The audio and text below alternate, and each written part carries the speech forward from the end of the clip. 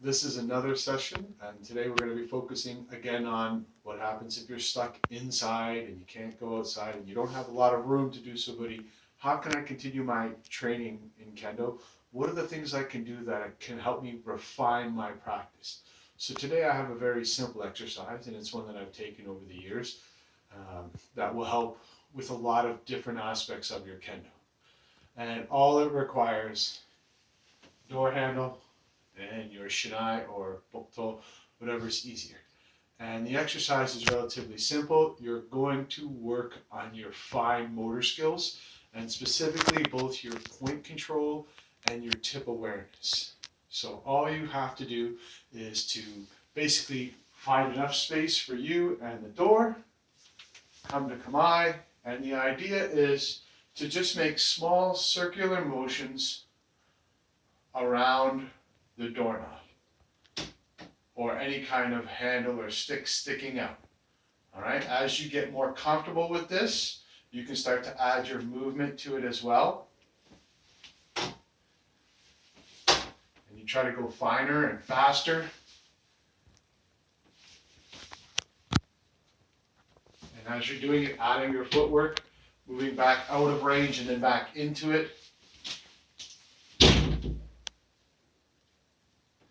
Now, what are the benefits of this? Well, one, it helps you understand where your tip is. And one of the things that we do often wrong in Kendo is, since we are primarily a cutting weapon, right, we don't necessarily always practice the fine maneuvers of thrusting. So our ski, the first time we do it, often is all over the place, which is why this will help you key down into the fact that you need to have that point control accuracy. And that first part, the thrust, you'll now know exactly the point you want to hit. So as opposed to being all over the place, right, you start to find that if that's the specific spot you're looking for, boom. Move over here, boom. Whatever the specific spot you're looking for. And then the rest is getting your body to come with it, right? Bringing your whole body as you make it. But for most people, the first time they try ski, it's all over the place because they haven't tried that fine motor control that's there in the tip. So try to think about that. And for those of you who've received ski for someone just learning, it's all over. All right, the second major application of this is harai waza. All right, because this is going to teach you that fine control you need to make the small motion of knocking the opponent's blade out of the center line. Now, harai waza are very great techniques, and they are beautiful for using the sword. All right, but I am going to give you one piece of advice, and that is harai kote is a very difficult concept. Not that harai kote is difficult for you, but it's difficult in Shiai. And the reason being that when you do harai kote, often it's in retrospect or at the same time as an opponent's coming in for your kote. So what will happen will be that as they're coming for your kote, you'll do this. And that harai will make that happen. And then you'll do your kote or you'll do harai men. But the problem is, for Shiai Kendo, all the judge will see is sword hitting hand. And he'll hear the sound. And often the judges won't recognize that what has happened is actually the opposite. They saw a piece of wood hitting.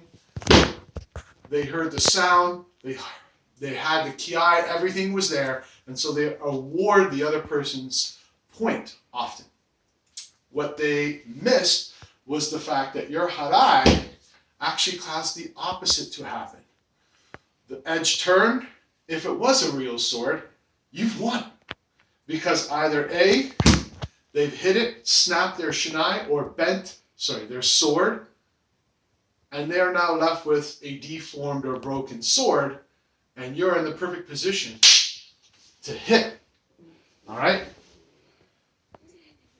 It's an important concept to understand because Shiai Kendo sometimes is very different, right, from what we actually remember, and that is, it is still a sword, and the goal is to cut the opponent. So try to remember, with a good harai, all you've done is made your opponent's edge turn off. Now they're not going to make the kill, right? Like I said, best case scenario, they break off the tip and they hit you hard, right? But they've now got a deformed or broken sword. So there's different aspects to Kendo, and that is, there's that search and that understanding of swordsmanship, but there's also what we do in Shiai. So I want to remind you that if you are trying to do harai kote, it's not very effective in Shiai because often it gets misread and they hear the sound, they hear the connection, and it will just be a kote for against you. All right? But this is just one of the aspects of you trying this technique. Again, during these times, we are stuck at home and we don't have a lot of resources. For us, it was raining yesterday, so stuck indoors. So this is a great little exercise to help you fine-tune your hand work, your hand-eye coordination. Again, very simply, all you need is your shinai and a door with a handle. This happens to be one that's perfect. And you're just going to go around, small circles, left and right. And you're going to know that there's multiple applications. You're going to add some movement, in, out, left, right. Try to pick up the speed. See how fast, see how many you can go, left and right. Right, forward and back, entering the situation, exiting the situation. All right, and this is just one exercise that can help you to increase your kendo at home. Thank you.